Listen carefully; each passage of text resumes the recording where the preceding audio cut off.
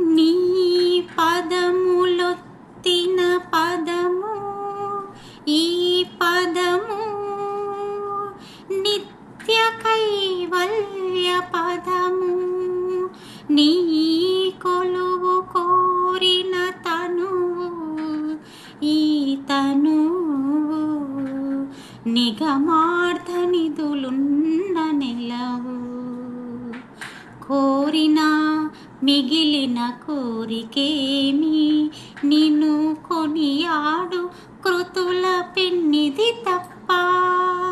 చేరినా ఇక చేరు ఉన్నదేమి నీ శ్రీచరణ దివ్య సన్నిధి తప్ప. శృతి నీవు గతి నీవు ఈ నా కృతి నీవు భారతి.